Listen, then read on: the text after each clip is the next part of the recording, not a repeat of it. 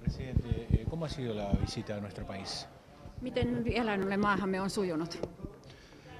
Aivan erinomaisesti. Ha sido una visita excelente. Meillä oli vaimoni kanssa mahdollisuus kävellä tuolla kaupungilla, Con mi señora teníamos posibilidad de caminar por la ciudad, nähdä kaupungin kauneus ja todeta sen hyvin vakaa turvallinen ympäristö. ver la belleza de la ciudad y constatar que la ciudad es completamente segura. Minulla oli eilen tapaaminen presidentti Vázquezin kanssa. Ayer me reunió con el presidente Vázquez.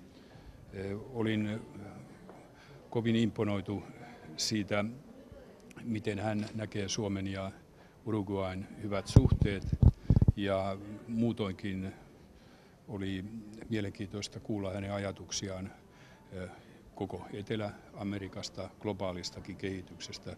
Hän on hyvin kokenut. Me quedé muy impresionada por su visión sobre Finlandia. Además, era muy interesante escuchar sus opiniones sobre la situación en América Latina y en nivel global en general. Él tiene mucha experiencia.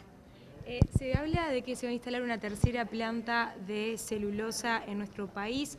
¿Cuándo podría concretarse y por qué Uruguay? Puhutaan, että tänne rakennettaisiin kolmas sellutehdas. Milloin se mahdollisesti olisi konkreettinen ja minkä takia juuri Uruguay? Minä en osaa ottaa kantaa. Se on puhtaasti Suomessa yritysten asia tehdä päätöksiä. Yo no puedo decir nada porque es puramente la decisión de las empresas en Finlandia.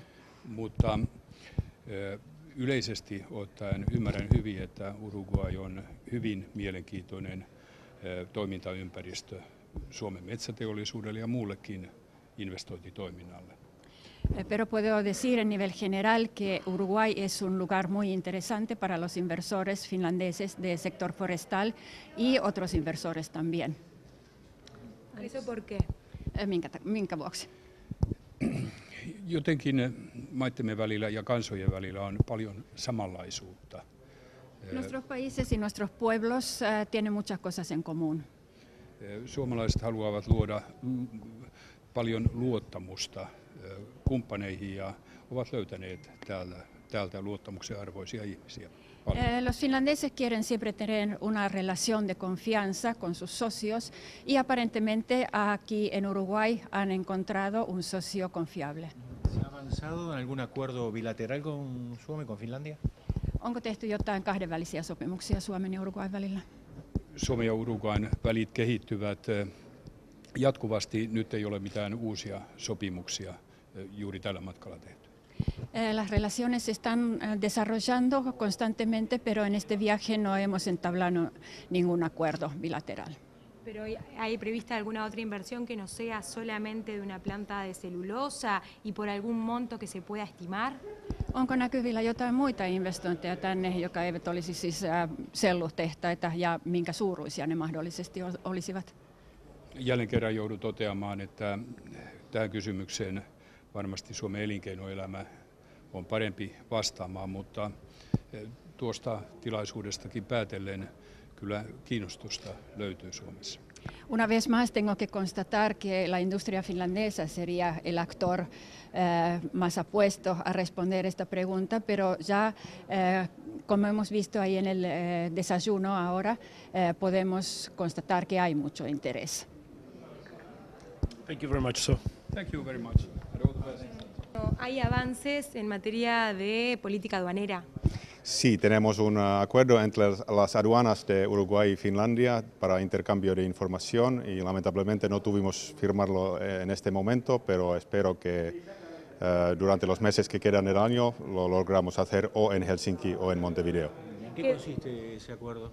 Es un acuerdo más o menos de estándar entre las aduanas porque para ambos países es importante digamos, saber y poder compartir las estadísticas del comercio bilateral entre los países. ¿Y cómo es ese comercio bilateral? Está avanzando bien, las inversiones han llevado no solamente exportaciones finlandesas en la materia del sector forestal, pero también otras empresas. Quiero destacar, por ejemplo, que el sistema de calefacción y del aire frío en el aeropuerto de Carrasco tiene tecnología finlandesa que nació como una resulta de las inversiones. Entonces, como ha dicho el presidente también, las inversiones no son un juego de zero-sum game.